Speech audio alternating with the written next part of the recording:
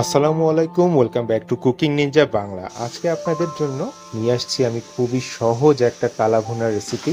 আর এই কালা ভুনাটা রান্না করতে খুব বেশি সময় লাগবে না, তাই আর দেরি না করে চলুন রেসিপিতে যাই। এর জন্য প্রথমে এখানে আমি নিয়েছি 800 গ্রাম হাড় চর্বি সহ গরুর মাংস। দেখুন এইভাবে ঠিক খুব বেশি ছোটও করিনি, খুব বেশি বড়ও করিনি, মিডিয়াম সাইজের কাট করে নিয়েছি।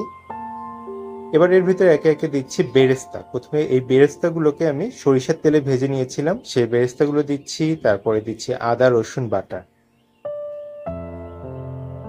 এরপরে দিচ্ছি শুকনো মরিচের গুঁড়া। মরিচটা অবশ্যই ঝাল কিরকম খাবেন সেই অনুযায়ী দিতে হবে। এরপরে হলুদ গুঁড়া, তারপর জিরার গুঁড়া, এরপরে কিছু এলাচ আর দারচিনি, আর তারপরে দিচ্ছি রাঁধুনির কালা ভুনা মশলা। এই মশলাটা আপনারা যে কোনো মুদি দোকান অথবা যে কোনো সুপার শপে পেয়ে যাবেন। এর ভিতরে দুটো প্যাকেট থাকে, এই ছোট প্যাকেট একটা, বড় প্যাকেট একটা। প্রথমে আমি এখানে বড় প্যাকেটটা থেকে মশলা দেব। এই প্যাকেটের আমি 1/3 ভাগ মশলা প্রথমে দিচ্ছি। আর এরপরে এরকম বড় বড় করে কেটে রাখা পেঁয়াজ দিচ্ছি। তারপর দিচ্ছি স্বাদ মতো লবণ, আর সেই বেরেস্তা ভেজে রাখা তেলগুলো। সব উপকরণ দেয়া হয়ে গেলে স্প্যাচুলা দিয়েই আমি মাংস, মশলা, পেঁয়াজ, তেল যা যা দিয়েছি সব ভালো মতো মিক্স করে নিচ্ছি। আপনারা চাইলে এই পর্যায়ে চুলাটা অফ রেখে হাত দিয়েও ভালো মতো মাখিয়ে নিতে পারেন। আর এই মাখাতে মাখাতে আমি অলরেডি চুলাটাও অন করে দিয়েছি। এই পর্যায়ে এখানে আমি এখনো কোনো পানি ব্যবহার করিনি। পানি ছাড়াই এটা আমি কিছুক্ষণ কষিয়ে নিয়ে তারপরে পানিটা দেব। 3 থেকে 4 মিনিট কষানোর পরে এর ভিতরে আমি খুব অল্প পরিমাণে পানি দিচ্ছি, যাতে মশলাগুলো কড়াইয়ের নিচে লেগে না যায় সেজন্য। পানি দিয়ে আবারও ভালো মতো কষাতে হবে, কারণ এই মাংসটা কষানোর উপরে এর টেস্ট এবং কালারটা ডিপেন্ড করে।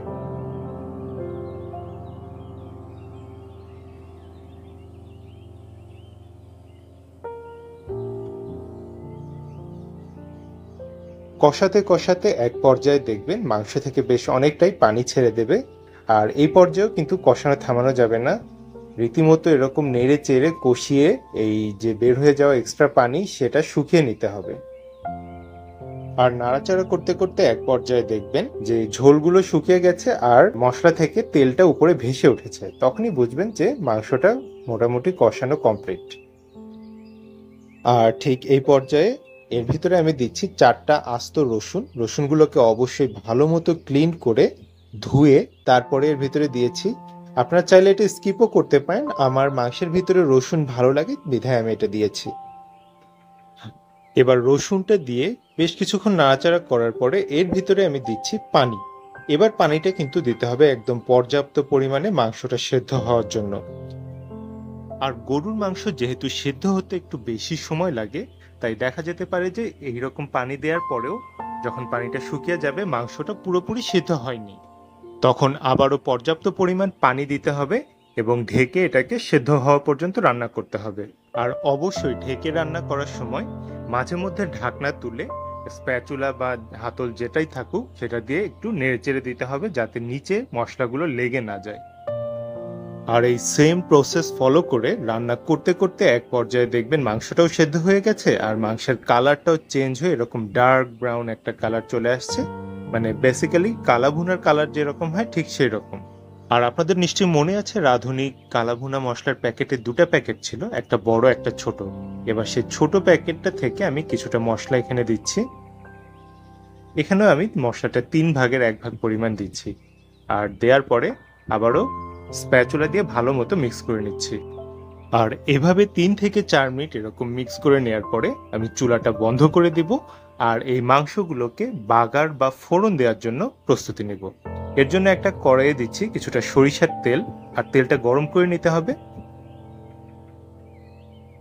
আর তেলটা গরম হয়ে গেলে এর ভেতরে দিচ্ছি পেঁয়াজ কুচি আর রসুন কুচি আর 2টা শুকনা মরিচ। এখানে আমি শুকনা মরিচগুলো আস্ত দিয়েছি। এরপরে ভালো মতো নেড়ে চেড়ে এই পেঁয়াজটাকে রসুনটাকে একদম গোল্ডেন ব্রাউন করে ভেজে নিতে হবে। পেঁয়াজ আর রসুনটা যখন এরকম গোল্ডেন ব্রাউন হয়ে যাবে ঠিক সেই পর্যায়ে আগে থেকে রান্না করে রাখা মাংসগুলোকে এর ভেতরে ঢেলে দিচ্ছি, একদম ঝোল তেল সব সহ। দেওয়ার পরে আরো কিছুক্ষণ একটু নেড়েচেড়ে নিলেই এটা কমপ্লিটলি রেডি হয়ে যাবে একদম। আমার কালা ভুনা কিন্তু সার্ভ করার জন্য এখন একদম রেডি। এটা আপনারা সাদা ভাত, পোলাও অথবা রুটি, পরোটা যে কোনো কিছুর সাথে খেতে পারবেন। তাহলে আজকের এই রেসিপিটা কেমন লাগলো অবশ্যই কমেন্টে জানাবেন। আজকের মতো তাহলে এ পর্যন্তই। সবাই ভালো থাকবেন, সুস্থ থাকবেন। আল্লাহ হাফেজ।